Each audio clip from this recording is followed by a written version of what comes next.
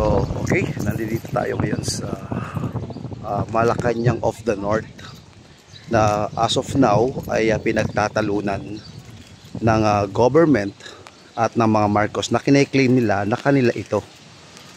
As of now, nakabimbin pa raw ito sa Korte Suprema. Pero sabi ng Korte Suprema, ito yung pinapasoli nila, no? Pinapasoli ng Korte Suprema.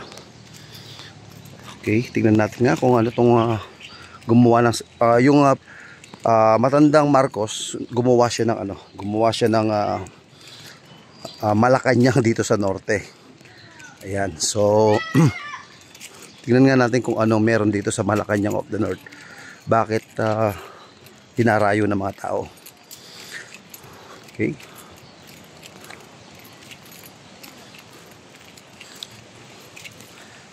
Okay.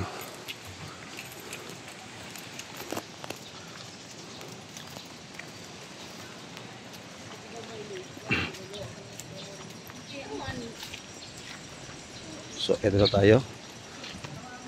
So, ito yung Malacanang of North. Ito. So, ito yung tinayo ni Marcos Sr. Ano? So, ito tayo. Okay. Oh, papasok tayo. Yo. Okay. Ayan. So, papasok na tayo ngayon dito sa Malacanang of the North. Oh, hello. All right. So, ito yung kanilang receiving area. Ano? Ito yung pinaka-receiving area.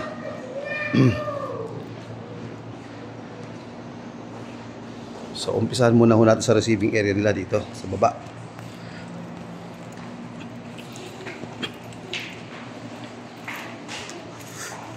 So, ayan. Lumang-luma na rin ito, no? Luma-luma na. Huwag daw upuan. So, ito yung mga litrato nila. Talagang sa mga Marcos talaga. Okay.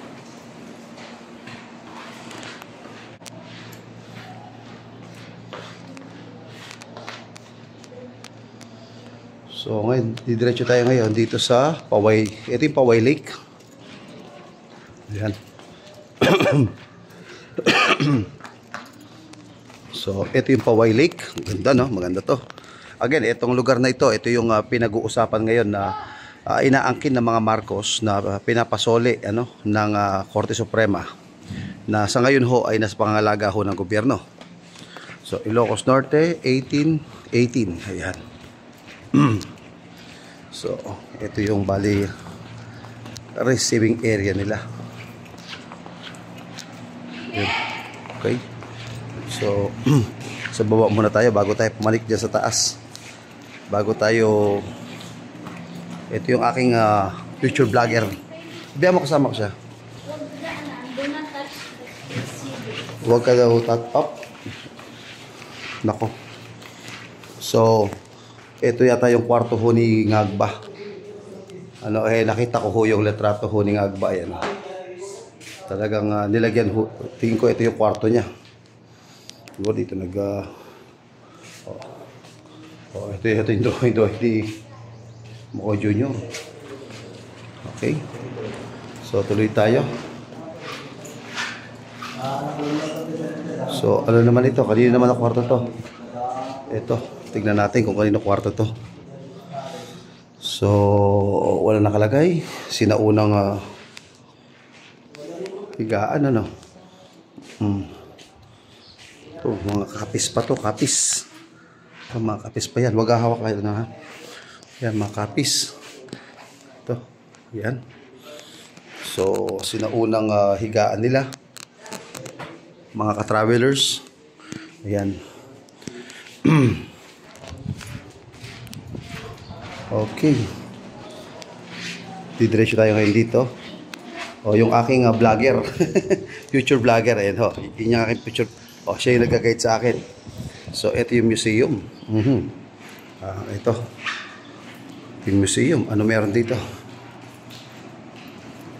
Mga ito, para ito yung pinaka-opisina ng presidente noon, ano? Talaga gumawa ng sarili niyang opisina. Oo, do not okay. Yan. Dito umuupo si Junior. So pagdating dito, ano naman ito? So ito yung mga kanilang ano to? Walang nakalagay na pangalan kung ano to. Wala man nakalagay na pangalan kung ano to. So ayan. Ito yung disenyo ng Malacanang of the North. Yata, ito naman, ito yata to, ano to? Kung hindi ako magkamali, ito yung sa Bataan. Bataan ito. Yan ang Bataan, no? So, tuloy tayo rito. Ito yung pinagawa daw niya na Leyte. Ito San Juanico Bridge. Ayan, San Juanico Bridge. Okay. Tapos, ito, ano to? Ito yung, ano ba to? Wala nakalagay na pangalan eh. Ayan. O, kung, Zamboanga International Airport. So, yan. So, ito, again, ulitin ko mga ka-travelers. Ano po? Itong lugar na ito ay pinagtatalunan pa sa Korte Suprema. Pero as of now, nasa pangangalaga ng gobyerno na kung saan kiniklaim ng mga Marcos na kanila ito. Ayan, ayon sa napagtanungan ho natin. Okay? So, papasok ngayon tayo dito sa kabila. Okay? May tour guide ako dito. So, ito mga picture. Mga facture ni Magellan. Hindi magkamali. Ayan.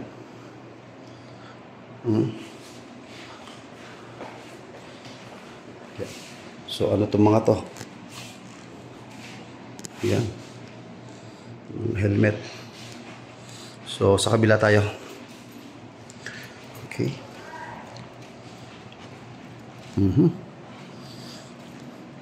Itong mga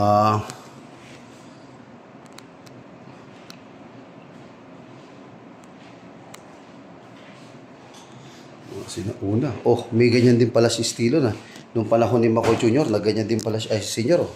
Nag-ani rin pala siya ng ganyan, ano? Hindi ko alam, nag-ani rin pala siya ng ganyan, no? Oh, di ba? Oh, si Imelda, nagtanim din pala si Imelda, oh. Kaya nagtanim din pala si Imelda Marcos, oh. Totoo kaya to? Ayan. Naka-akbay pa siya dito. Sino mo to? Ayan, ayun, ba si, si Imelda, oh. May hawak na gulay, oh. Aba, nag-aani yata rin si Imelda, oh, yan, oh. Ayan. So, talagang nagtanim pa si Marcos, ayan, oh. Ayan, oh. Talagang lumusong pa ko sa putik, ayan, oh. Agrikultura, ayan, oh. Ayan. Nagtanim si Marcos. So ngayon, papalik na tayo ngayon sa second floor. Second floor, ano? Ito. So, papalik na tayo ngayon sa second floor. Tignan natin kung anong meron sa second floor. Yan. Kylie. Dito ka sa likod ko. Baka may multo dyan. So, ito na yung second floor ng Malacanang of the North. So, dito ka sa likod ko na. Okay. Unahin natin yung kanilang mga muebles. Ayan.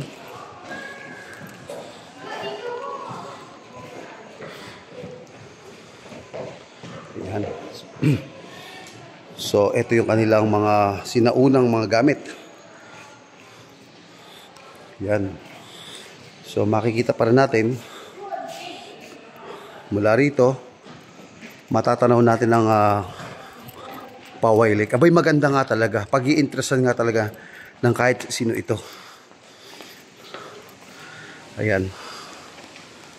Oh, di ba? Ganda, oh. So, pag-i-interesan nga naman talaga. So, pasok na naman ulit tayo. Ayan. So, unahin natin yung unahin natin itong mga kwarto.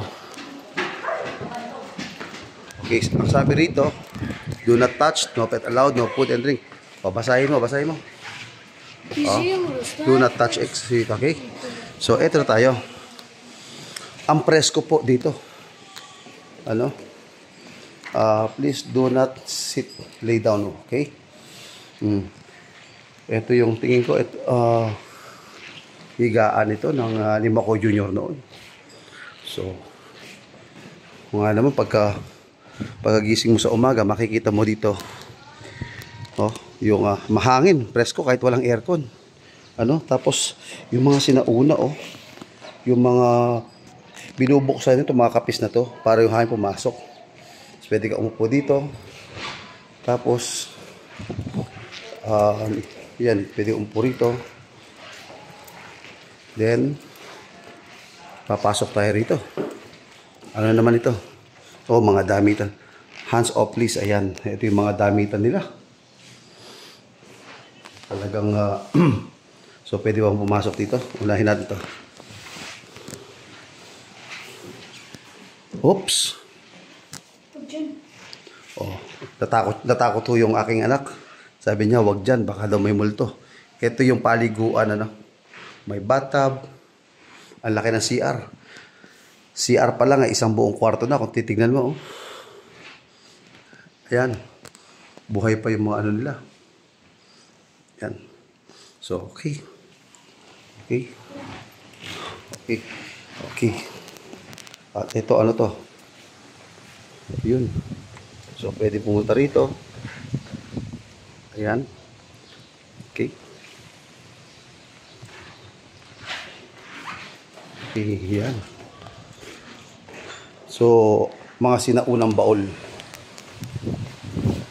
Mga sinaunang baol ho yan, yung mga nakikita ho natin sa mga sinaunang baol. Yan. So, tuloy ho tayo dito. Mga paintings.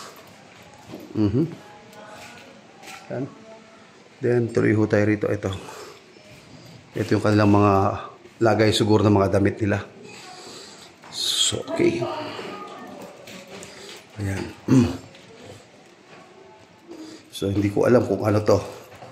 Wala man, ito mga to. Ito ba yung ginamit na damit na pang-impake nung pinalayas na ho ang mga Marcos? Ito. Kanino damit ito?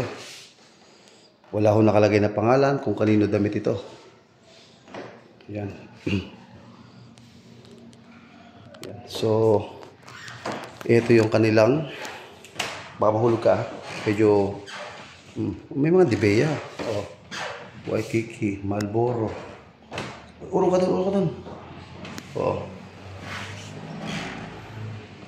Ito yung mga, tapos ito naman yung,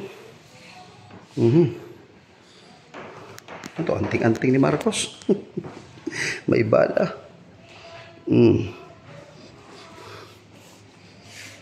So, ano yun? Bagoong? Ay, kala ko bugoong. Munamon, ayun Bagoong Pilipinas. Ayan, mga bagoong. Talaga mahilig sila sa mga bagoong, mga sinauna. So, dito tayo. Eto, ano naman ito?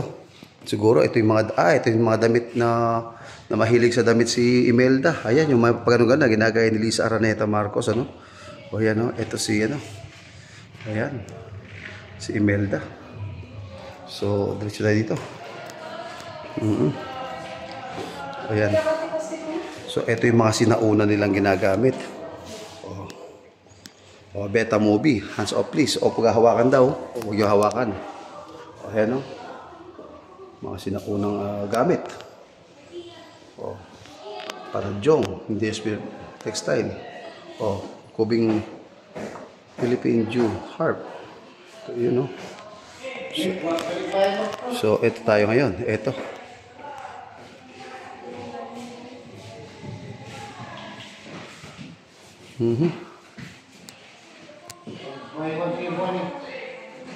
Okay. Alright. So, mga ka-travelers, again, ulitin ko. Ito ho yung pinag-aagawan, Pinag-aagawan na ng mga Marcos. Ito yung Malacanang of the North. So maganda siya, malaki. Oh, ayan.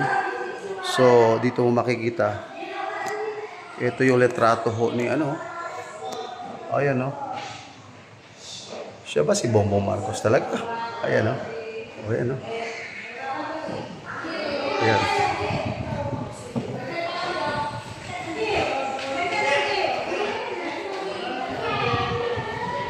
So grabe ano. Kaglang mga mebles. So tuloy tayo rito.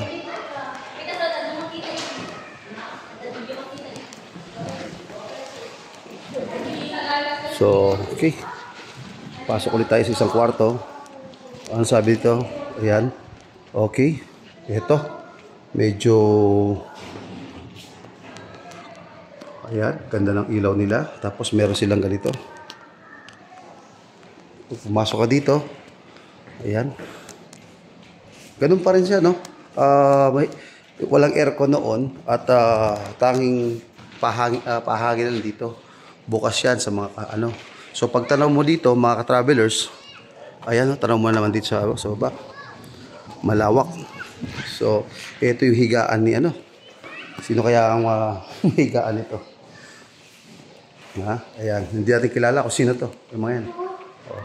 Sino to? 1968. Ito. So, ito yung higaan siguro ng mga anak niya.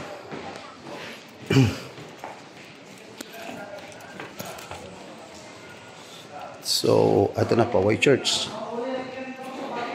Dito sila kumakain siguro sa long table na to. Yan. So, malawak siya. Pero isang room dito na nakasarado. Ano? So, ito na. Yun, no?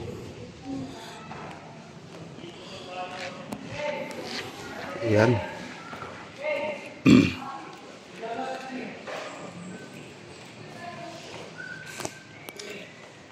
Ka-travelers, dito po tayo sa Malacanang of the North. Uulitin ko ho, ito po yung pinagtatalunan na pinasosoli ng Korte Suprema. Pero as of now, under pamahala ho ng gobyerno. Ano ho? Okay. So sabi sa atin ng ating nakausap na ito ay parang gusto pang kuhain ng mga Marcos. Ito hong Malacanang of the North. Ayan. Na pinonduhan, ang pinatayo dito is pera ho ng taong bayan. So almost. O, balik na naman tayo dito. Ayan mga. Ito luma-luma pa yan, no?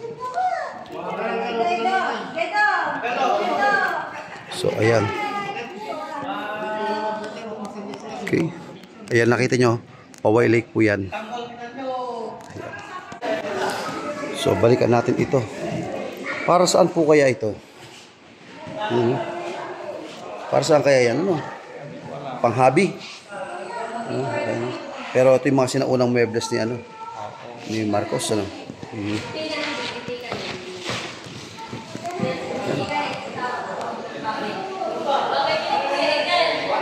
Lumang lupa na, no. Bababa na tayo ngayon. Bababa na tayo ngayon dito. Talagang pinuserve nila. So almost naikutan na natin, ano, itong Malacanang of the North. Halos nakita na natin ang kabuuan itong ng Malacanang. At of course, ganda rito, maganda yung lugar. At inopen ho sa publiko. Yan, inopen sa publiko itong ito hong Malacanang of the North. Naging tourist spot na rin to. So dito sa likuran natin, ano makikita natin dito? So tingnan natin dito sa parting ito. Medyo mainit pero sige, labas tayo. Okay. Tingnan natin dito kung ano yung ayun. So malawak-lawak pa doon, ano? Parang may swimming pool yata doon, ano? O may swimming pool pa yata ron. So tingnan natin. Ito naman po yung outdoor sa labas.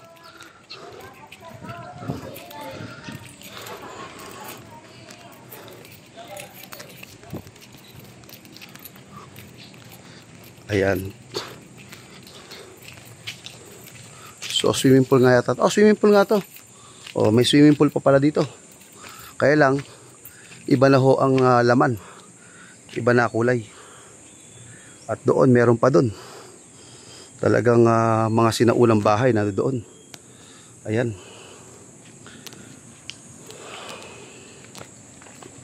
Pagkita tayo. Right.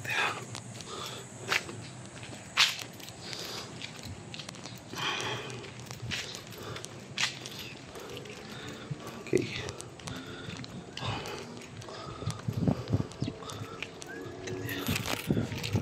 Ito yung ano, ito yung pag nandito ka sa, andito po tayo sa labas, ayan ho, makikita ninyo ang Malacanang of the North. Ayan. Pasok tayo.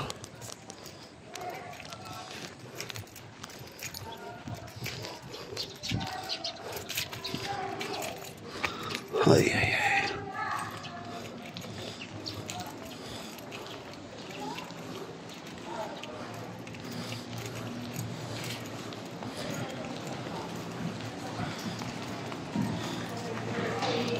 Okay, so balikan natin to, itong mga upuan na to.